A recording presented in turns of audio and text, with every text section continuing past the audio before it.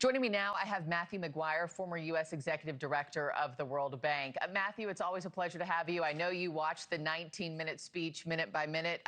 What were your top takeaways, and was it the speech that you expected from the president last night? I didn't know what to expect going into it. The thing that I was focused on was the fact that our economy here in the U.S. is just not doing well, and he didn't talk about that in really compelling ways. So what happens in Iran is important because things like fertilizer costs are going up. We had last year 46% more farmer bankruptcies than we did in the previous year. And you think about inflation is up, mortgage costs are up, healthcare costs are up. These are the things that Americans care about. And I was a bit surprised that in the midst of all this, he wasn't a bit more focused on the U.S. and what's happening. Why do you think, what do you think that strategy was? I mean, why does he seem to be, is he downplaying the U.S. economy, the link and the financial fallout from all of this? What's that strategy to not address it as thoroughly as you had hoped for? I think there are two things. One, if you think about the stock market in 2024, before he took office, stock market was up 24%. In 2023, it was up 23%. Since he's taken office, it's up about 9%, about 15% last year, and it's down 6% this year. So I think he's concerned about the fact the stock market's not doing so well. He clearly cares about that. And then the other thing is that the tariffs, since he put them in place, our job market has collapsed. We had about 1.4 million jobs that were created in 2024. We basically, according to Chairman Powell at the Fed, we're basically in zero job growth for the last 6 months.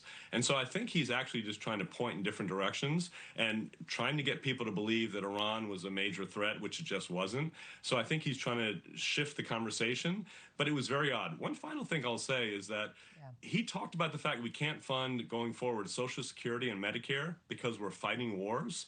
We should not be looking away from the real issues Americans care about, the real domestic things that matter, healthcare costs, retirement, et cetera, because we're doing these wars of choice. That, to me, was very disturbing. Yeah, the real kitchen table conversations that every American family is having at home. Hey, Matthew, stand by for just a second. Let me bring in retired U.S. Air Force Lieutenant Colonel Berney Flowers. Colonel, thank you for hopping in. Appreciate your time, too. What stood out to you militarily from last night's speech, and where you think we are in the fight this morning? I like the president's confidence. I like the idea that he was being transparent on the cost and the timeline. We've got to work on letting people know about the end game. But what stood out was to me, as a military person, was the idea that this was something that was eventually going to have to happen. And the other presidents seem to not want to do anything about it. And these people aren't going to go away. Their intention is eventual world domination. And I say that, and I know it sounds, dramatic, but I spent 34 years planning for this. So he's doing what needs to be done. Yeah. Are you convinced? I don't think there's anybody in the world who would disagree that the regime needs to go. We needed to do something about Iran. Are you convinced that now was the critical and right time to launch this operation? Well, there's no time like now. The issue of the day was only going to get worse. And again, they were only going to stockpile more nuclear material. And at some point, we were going to have to do something about this. I still don't believe in boots on the ground, but I do believe that this was something that had to happen, and it was inevitable. Matthew, let me play a bit of sound for you, because the president, again, we're talking about Strait of Hormuz, the financial fallout from all this. He put the pressure once again on European nations to reopen the Strait of Hormuz. Let me play that part, and I'll get your take on the other side. The United States imports almost no oil through the Hormuz Strait and won't be taking any in the future. The countries of the world that do receive oil through the Hormuz Strait must take care of that passage. They must cherish it. They must grab it and cherish it. They can do it easily. We will be helpful, but they should take the lead. Matthew, one of the other things that stood out to me, he was much less harsh toward NATO allies last night in the speech, much more tame toward them, I should say, than he has been on Truth Social. What role should NATO allies have in this? And what's America's role in reopening the Strait moving forward, do you think? Well, this is the question. We have the biggest and best military in the world. probably in the history of the world. And if we can't reopen the Strait of Hormuz, I'm not sure how smaller European nations are going to do it for us. And so I'm surprised that if he has an answer for how we can reopen it, he just should go do that.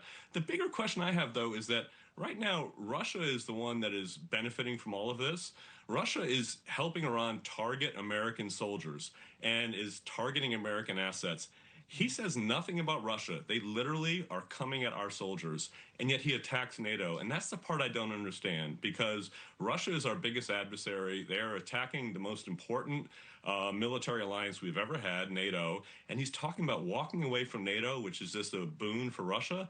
I don't understand why Russia isn't part of his conversation when he addresses all of these things that are going on right now. Yeah, Colonel, do you agree with that? How concerned are you about how our adversaries are responding to this moment and the safety of our American troops, 50,000 of them who are currently in the region?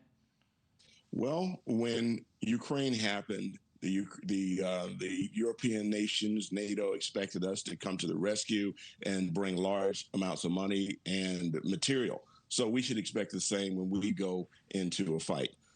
We're doing this because we're trying to stabilize the world's economy, and NATO benefits from this more than we do. So as far as Russia's concerned, well, they've got their problems with the Ukraine, and that's another war that needs to come to an end. But right now, we've got one target, and that target is Iran. And let's make that happen. But I think the president's doing what needs to be done. We'll see what next Monday has in store, too, when that new grace period comes to an end. Matthew McGuire, Lieutenant Colonel Berney Flowers, as always, thank you, gentlemen. Appreciate your time.